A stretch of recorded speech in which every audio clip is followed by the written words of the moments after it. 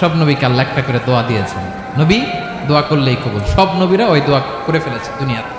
বিশ্বনবী বলেন আমি করি নাই, আমি দুনিয়ার বুকে কঠিন বিপদে পড়েও কোনোদিন করি নাই। আমি আমার স্পেশাল দোয়াটা কিয়ামতের দিন আমার গুনাহগার উম্মতকে সুপারিশের জন্য রেখে দিয়েছি।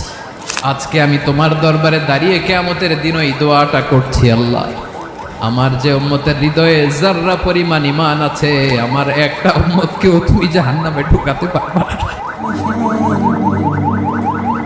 বিশ্বনবী একবার ছাগলের রান খাচ্ছিলেন, খেতে খেতে বিশ্বনবী বলেন আনা সাইয়্যিদুন নাস ইয়াউমাল কিয়ামা, আমি কিয়ামতের দিন সর্বশ্রেষ্ঠ হব, মানুষের মধ্যে সর্বশ্রেষ্ঠ সেরা আমি বিশ্বনবী। আলহামদুলিল্লাহ।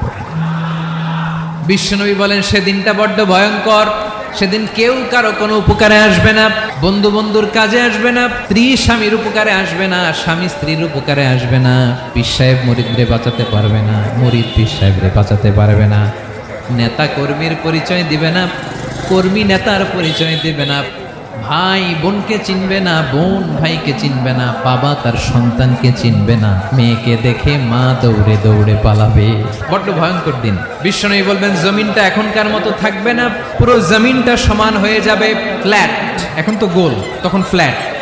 সবাই এক জমিনের উপরে দাঁড়াবে, সূর্যটা মাথার কাছে চলে আসবে, সূর্যের গরমে মানুষের মাথার মগজ গলে গলে কানের ছিদ্র নাকের ছিদ্র দিয়ে বেয়ে বেয়ে পড়বে। সবাই হয়রান, পেরেশান, ক্লান্ত শ্রান্ত।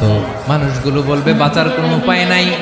50,000 বছর মানুষ এরকম দৌড়াবে, চিৎকার করবে, কাঁদবে, বাঁচার কোনো উপায় নাই। সবাই বলবে আহ, আল্লাহ যদি বিচারটা শুরু করতো, যা হবার হবে, আগে বিচার শুরু করুন। বিচারই শুরু হয় না, বিচার শুরু হইতে 50,000 বছর। আল্লাহ, 50,000 বছর, 5,000, 15,000 না, 50,000 বছরের মানুষগুলো কাঁদতে কাঁদতে বলবে চলো আমরা আদম আলাইহিস সালামের কাছে যাই, যেন আল্লাহরে যে সুপারিশ করে, আল্লাহ আপনি বিচার শুরু করেন। কিয়ামতের ময়দানে সবাই মিলে সাইয়েদনা আদম আলাইহিস সালামের কাছে যেয়ে বলবে ইয়া আবাল বাশার ইয়া আউয়ালাল আম্বিয়া, ও আদম নবী, আপনি দুনিয়ার বুকে প্রথম নবী, আল্লাহ নিজ হাতে আপনারে 60 হাত লম্বা করে বানিয়েছেন, আপনার সম্মানে ফেরেশতাদেরকে সেজদা দিতে বলেছেন, দুনিয়ার প্রথম নবী, প্রথম মানুষ আপনি, আপনি আল্লাহরে যে সুপারিশ করেন যেন আল্লাহ বিচার শুরু করে।